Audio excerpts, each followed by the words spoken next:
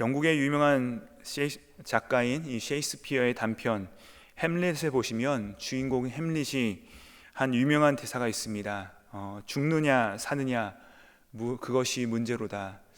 이 질문은 우리에게 있어서도 많은 울림이 되고, 정말로 그 죽음에서, 그 죽음의 고민으로 말미암아 그 누구도 죽음 이후에 무엇이 있는지 알 수 없고 그 죽음으로부터 살아나온 자가 없음을 알기 때문에 그 두려움으로 인하여서, 또 그 막막함으로 인하여서 많은 이들에게 공감을 사고 오늘날도 많이 회자되고 있는 명대사입니다. 오늘 본문에 보시면요, 우리 인간에게 있어서 이 가장 두려움을 주는 실체인 바로 그 죽음에 대한 우리 신자들의 관점이 어떠해야 되는지에 대해서 설명하고 있습니다. 1절 말씀입니다. 제가 다시 한번 읽어드리겠습니다. 만일 땅에 있는 우리의 장막집이 무너지면 하나님께서 지으신 집 곧 손으로 지은 것이 아니요 하늘에 있는 영원한 집이 우리에게 있는 줄 아느니라. 오늘 본문에서 사도 바울은 자신의 육체를 무엇에 비유하고 있냐면 장막집에 비유합니다. 이 사도 바울이 가지고 있었던 기술이 무엇입니까? 바로 이 텐트를 만드는 기술이었습니다. 그렇기 때문에 그는 자신의 삶과 가장 이 밀접한 방식으로 그의 죽음을 우리에게 설명하고 있는 것이죠. 이 텐트는 어떤 곳입니까? 여러분도 아마 캠핑을 해보셨을 텐데, 이 텐트에서 주무셔서 보셨을 텐데 어떤 곳입니까? 아무리 우리가 캠핑을 하고 이 텐트에서 자는 것이 재미있고 또 쾌적하고 기쁘다 할지라도 그곳은 잠시 있는 곳이죠. 영원한 곳이 아닙니다. 우리가 그곳에서 영원히 거하는 곳이 아니라는 것입니다. 또 이 텐트의 특징을 그 사도 바울은 무엇이라고 하고 있습니까? 땅에 있는 것이며 이 사람의 손으로 지은 것이라고 설명합니다. 이것은 무엇이냐면 이 영원한 것이 아니라 이 땅에서 잠깐 일시적으로 존재하는 것이다 라고 설명을 하고 있는 것입니다. 그렇기 때문에 이 장막집은 언젠가 낡아지게 될 것이고 후패하게 될 것이고 결국에는 무너지게 되는 것입니다. 하지만 그 연약한 집에 살아가는 존재임에도 불구하고 이 사도 바울의 태도는 너무나도 당당하고 소망에 차 있는 것을 우리가 느끼실 수가 있습니다. 왜 그렇죠? 그는 지금 무엇을 바라보고 있는 것입니까? 그 장막집이 설사 무너진다 하더라도 하나님께서 지으신 집, 이 하늘에 있는 영원한 집이 우리에게 있는 줄을 사도 바울은 안다라고 선언하고 있는 것입니다. 예수님도 이것을 아셨습니다. 너희가 이 성전을 허물라 내가 사흘 만에 다시 일으키리라 하시면서 그 성전은 무엇입니까? 자신의 육체를 가리킴이라 하십니다. 예수님을 사람들이 십자가에 매달아 죽였습니다. 모든 것이 다 끝난 것 같았습니다. 망한 줄 알았습니다. 실패한 것 같았습니다. 죽음 앞에서 우리의 모든 소망과 그 기대가 산산조각 내에 버려진 것 같았습니다. 그러나 하나님께서는 바로 거기서부터 이 하나님의 역사를 시작하신 것이죠. 실제처럼 보이는 저 죽음은요, 사실 끝이 아니라 저 죽음도 이기는 강력한 생명이 있음을 예수 그리스도의 이 부활의 능력을 통하여서 우리 가운데 보여주신 것입니다. 그러므로 사도 바울은 이 예수님을 바라보니까, 이 예수님을 통하여서 우리의 미래를 보니까, 다시 말하자면 예수님의 이 그리스도의 영광의 광채의 빛이 우리 가운데 비추는 것을 우리가 체험하니까 신자에게 있어서 죽음은 끝이 아니라 바로 거기서부터 열리는 새로운 생명의 대로가 보이기 시작한 것입니다.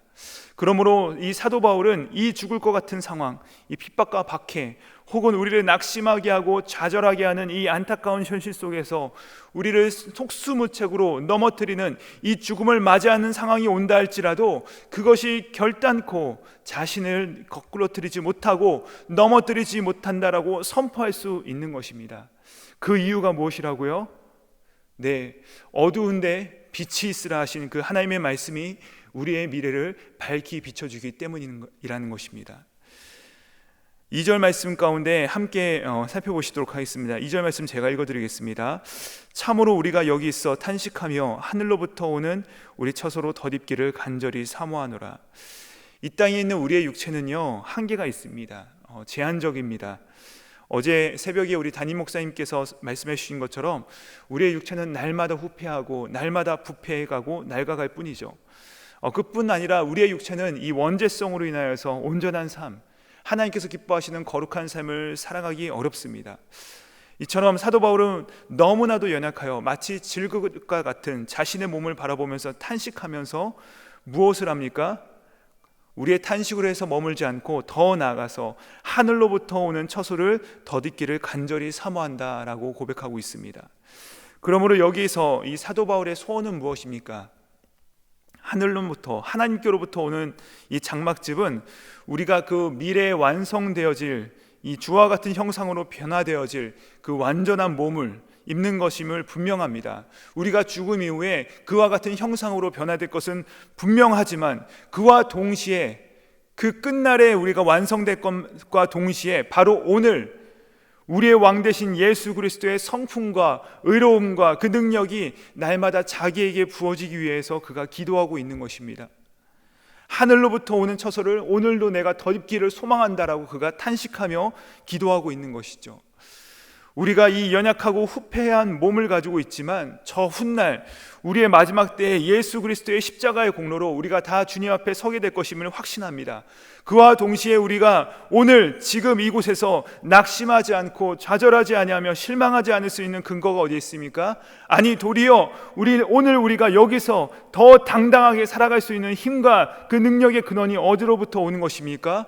그것은 날마다 이 만나처럼 우리 가운데 하늘로부터 내려오는 우리 처소로 덧입혀 주시는 이 하나님의 은혜가 우리 가운데 있다는 것입니다. 이것을 예수님은 무엇이라 얘기하십니까? 오직 성령이 너에게 임하시면 너희가 권능을 받고 예루살렘과 온 유대와 사마리아와 땅 끝까지 이르러 내 증인이 되리라 하시니라. 여러분, 사도 베드로를 보시면요, 예수님께서 잡히시던 밤 그의 모습은 어떠했습니까? 우리의 최고의 적, 그 사망에 대한 두려움으로 인하여서 낙심하고 두려워하며 피하고 도망갔습니다. 그런데 오순절날 하늘 보좌 우편에 계신 예수 그리스도께서 그들에게 성령님을 부어주시자, 오직 성령님께서 임하시자, 다시 말하면 하늘로부터 오는 처소를 그들이 덧입자마자 그들이 어떻게 됩니까? 그들의 사망의 몸 가운데서 하나님의 부활의 능력을 덧입히게 된 것이죠. 그래야 해서 그들이 나가서 주 예수 그리스도의 복음을 가지고 세상 가운데 당당하게 걸어가는 것을 우리가 보았습니다. 그래야 우리 삶 가운데서 맞이하게 되는 그 어떤 어려움도 이 성령님의 조명하심 가운데, 그 빛 가운데, 그 능력 가운데 따라가게 되고 하나님의 관점으로 그 모든 것을 해석하게 되며 우리의 가운데 주신 그 사명에 따라서 우리가 넉넉하게 우리 삶을 채워가게 되는 것입니다. 이 새벽에 여러분께서 나오셔서 무엇을 구하시겠습니까? 바로 이것을 구하셔야 되는 것입니다. 하나님, 나를 예수 그리스도로 덧입혀 주십시오. 하나님, 예수 그리스도, 바로 하늘로부터 오는 그 우리의 처소로 우리를 오늘도 덧입혀 주십시오라고 우리가 구해야 되는 것입니다. 우리의 육체가 우리에게 청구한 대로 근근히 끌려가며 탄식하고 또 좌절하며 낙심하며 살아가는 것이 아니라 이 예수 그리스도께서 날마다 부어주시는 그 능력과 그 은혜를 가지고 이제는 우리의 고난의 문제를 가지고서 하나님의 관점으로 해석하고 이 세상을 정복하여 나아가고 죽어가는 영혼들을 살리는 것이 바로 우리 가운데 맡겨주신 사명이라는 것입니다. 그리하여 4절 말미에 보시면 우리가 하늘로부터 오는 우리의 처소를 덧입음으로 말미암아 죽을 것이 생명에 삼켜지게 한다라고 합니다. 이 보통은 생명이 죽음에 삼켜진다라고 표현을 하고 이야기를 합니다. 그러나 우리 신자에게 있어서 우리의 생명은 도리어 사망을 삼키는 생명, 이 사망을 이기는 생명, 이것이 무엇입니까? 잃어버린 영혼들, 이 죽은 영혼들을 살리는 환상, 바로 예수님께서 꿈꾸셨던 꿈이시며 바로 우리 가운데 주어진 사명이라는 것입니다. 이 사망 권세도 무너뜨리는 놀라운 생명을 하나님께서 우리에게 주셨고 그 증거로서 우리에게 오신 분이 누구십니까? 너무나도 확실하여 부정할 수 없는 그 확실한 증거, 바로 성령 하나님이라는 사실이라는 것이죠. 하나님 자신이 우리 가운데 보증이 되신 것입니다. 자, 그러므로 이제는 우리 신자에게 있어서 죽음은 두려워하게 되는 것이 아니라 오히려 이 주님과 함께함을 누리게 되는, 놀랍게 기대되는 사건으로 변모하게 된 것입니다. 우리는 사망도 어찌할 수 없는 놀라운 생명을 소유하게 된 것입니다. 그리하여서 8절에 보시면 오히려 죽음은 주님과 함께 영생을 누리는 삶으로 나아가는 통로이기 때문에 더 이상 두려움의 대상이 아니라 이 기대의 대상으로 삼게 되는 것입니다. 그리하여서 빌립보서 1장 21절에서 바울은 무엇이라고 고백합니까? 내 안에 사는 분은 그리스도시니 나에게는 죽음도 유익함이라. 이제는 이 놀라운 보배가, 그 놀라운 가치가 내 안에 계시니 그 영원한 생명이 우리 안에 계시니 주님께서 주시는 그 사명을 감당하다가도 죽음을 맞이하는 상황이 닥칠지라도 오히려 어마어마한 그 생명의 능력이 우리 안에 주어졌음을 알고 그 능력으로 말미암아 죽음도 넉넉히 유익으로 받드는 이 놀라운 모습을 우리가 보게 됩니다. 그러므로 바울에게 있어서 죽음은 두려움의 대상이 아니었습니다. 무엇이 그를 가장 두렵게 합니까? 9절과 10절 말씀해 보시면 그에게 있어서 가장 큰 두려움은요, 훗날 우리가 다 주님 앞에 서게 될 터인데 모두가 다 주님 앞에 서서 그분께서 판단하시고 그분께서 결산하실 때 우리가 혹여라도 주님 앞에서 기쁘시게 하지 못하는 자로 그분의 기쁨으로 서지 못하는 것으로 발견되는 것이 그에게 있어서는 가장 두려움의 모습이었다는 것입니다. 그러므로 그에게 있어서 그를 움직이는 오늘 하루 그를 드라이빙하는 그 동력은 무엇이었습니까? 이 하나님의 영광을 드러내며 하나님의 기쁨으로 오늘 하루를 살아가는 바로 그 삶이 바로 그에게 있어서 가장 큰 동력이었다는 것입니다. 사랑하는 성도님들, 우리는 예수님 안에서 이 예수 그리스도 안에서 그분의 생명을 품고 이제는 너희가 먹든지 마시든지 무엇을 하든지 이 하나님의 영광을 위하여 하라, 하나님을 기쁘시게 하는 자로 살아가라는 그 명령에 따라 순복하며 살아가는 자로서 부르심을 받은 자들입니다. 이제는 더 이상 두려움이 우리의 대상이 아닙니다. 오히려 우리가 오늘 하루도 주님의 기쁨으로 기쁨 가운데 발견되지 못하는 자로 살아가는 것이 우리 가운데 가장 두려운 자로서 살아가는 자들입니다. 그러므로 정리합니다. 손으로 지은 장막 인생을 살아가다 보면 우리 가운데 예기치 않은 나를 힘들게 하는 사람들, 또 환경들, 또 고난이 찾아오면서 때로 마치 것들이 너무나도 커다란 현실처럼 우리 가운데 다가오기도 합니다. 그러나 자신의 현실을 뛰어넘는 그 힘이 어디 있습니까? 그 죽음을 이기는 능력이 어디 있습니까? 그 죽음을 이기시고 부활의 첫 열매가 되셨으며 이제는 우리 안에 들어오셔서 친히 보배가 되신 예수 그리스도를 바라보시고 그 주님께 집중하시고 그 주님을 기쁘게 하심으로써 우리가 담대한 자로서 이 세상을 이기며 살아가게 되는 것입니다. 말씀을 정리합니다. 이제 우리가 던질 질문은 이 햄릿처럼 죽느냐 사느냐가 아닙니다. 우리의 바른 질문은 오늘 어떻게 우리 주님을 기쁘시게 하는 자로 발견될 것이냐입니다.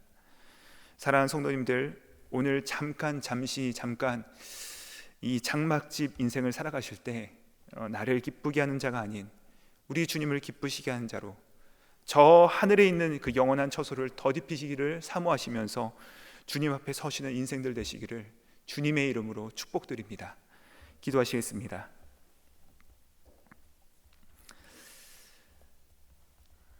하나님 아버지, 감사합니다. 만일 우리가 주님의 은혜가 아니면 우리는 죽음 앞에서 너무나도 무력한 존재로 서 있었을 것이나 이 하나님의 사랑과 예수 그리스도의 대속의 은혜와 성령 하나님의 인치심으로 이제 우리 안에 있는 확신은 만일 땅에 있는 우리의 장막집이 무너지면 하나님께서 지으신 집, 곧 손으로 지은 것이 아니라 하늘에 있는 영원한 집이 우리에게 있는 줄을 우리가 확신하며 나아갑니다. 주님, 이 하늘 소망을 품고 날마다 우리가 나아갈 때 이제는 죽음이 두려움이 아니라 오히려 주님과 함께 있음을 알고 그곳으로 나아가는 관문이 되었음을 인하여서 주님을 찬양하며 나아갑니다. 주님, 오늘 하루 가운데 이제는 우리 가운데 우리의 관심이 저 두려움, 저 죽음이 아니라 주님을 기쁘시게 하는 자로서 발견되기 위하여서 기도하게 하시고 더 나아가는 우리의 모습으로 만들어 나가시고 빚어나가 주시옵소서. 그렇게 우리 가운데 새로운 소망과 힘을 주실 주님을 바라봅니다. 감사드리오며 거룩하신 예수님의 이름으로 기도드립니다. 아멘.